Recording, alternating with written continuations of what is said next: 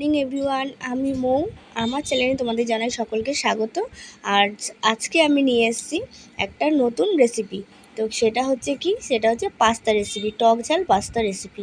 তো এখনকার দিনে স্কুলে তো প্রত্যেক দিনই টিফিন নিয়ে কোনো না কোনো সমস্যা থাকেই।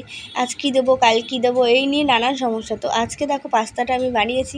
তোমাদের যদি ভালো লাগে তোমরা প্লিজ সাবস্ক্রাইব আর অবশ্যই কিন্তু লাইক করো। ভিডিওটা যদি তোমার ভালো লেগে থাকে সাবস্ক্রাইব করতে কিন্তু একদম ভুলবে না, আর লাইক করো। আর আমাকে কিন্তু কমেন্ট করে জানিও যে আমার এই রেসিপিটা কেমন হয়েছে। আর ওইদিকে দেখো আমার পাস্তা সেদ্ধ করতে বসিয়ে দিয়েছি। এদিকে আমার কী সবজি নিয়েছি, আর সবজিগুলো আমার গ্রেট করা হয়ে গেছে। তো দেখো আমি কী সবজি নিয়েছি: বিনস, গাজর, ক্যাপসিকাম, এদিকে একটু আলু ঝিরি করে কেটে নিয়েছি, পেঁয়াজ নিয়েছি, আর ভুট্টার দানা নিয়েছি, আদা রসুন আর কাঁচা লঙ্কা একদম কুচিয়ে নিয়েছি। তো এখনকার দিনে তো বাচ্চারা একদমই সবজি খেতে চায় না।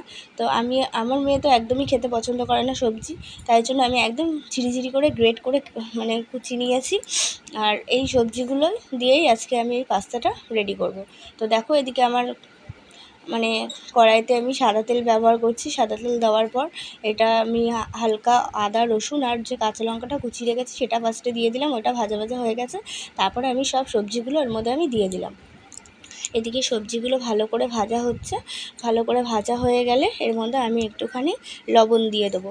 তো ভাবছিলাম অন্য কিছু দেবো আজকে টিফিনে, কিন্তু মেয়ে বলছে, না মা, আজকে আমাকে তুমি পাস্তা দাও, আজকে আমি পাস্তা নিয়ে যাবো। বন্ধুরা প্রত্যেক দিনই কিছু না কিছু ভালো জিনিস নিয়ে যায়।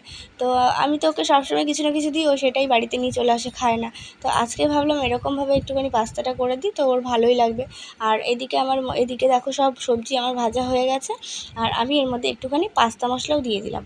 আর আমি আগে থেকে জল ঝরিয়ে রেখেছিলাম। পাস্তাটা সেদ্ধ হয়ে গেছিলো ভালো করে। তো দেখতেই পাচ্ছ ভালো করে একদম পাস্তাটা সেদ্ধ হয়ে গেছে। আর আমি এদিকে পাস্তাটা দিয়ে দিলাম।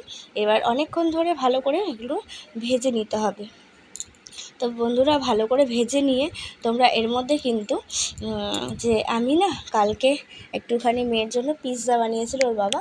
তো সেই পিৎজার একটু সস ছিল, সেই সসটাও আমি এর মধ্যে অ্যাড করে দিলাম। তোমরা চাইলে দিতেও পারো, নাও দিতে পারো, টমেটোর কেচাপ দিলেই হবে। আর আমি এদিকে টমেটো কেচাপ প্লাস পিৎজা সসটাও দিয়ে দিলাম, একটুখানি টেস্টি বেশ হবে তাই জন্যে। আর দেখো এদিকে আমার মোটামুটি আমার রেডি হয়েই গেছে পাস্তাটা। আমি এটাকে ভালো করে এদিক ওদিক করে নাড়িয়ে নেবো।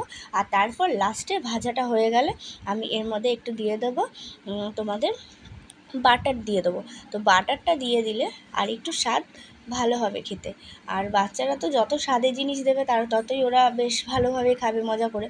তো দেখো আমার এদিকে হয়ে গেছে, আর আমি এটা মেয়ের টিফিনে রেডি করেই দিয়েছি পাস্তাটা। তো দেখো আমার রেসিপিটা কেমন হয়েছে।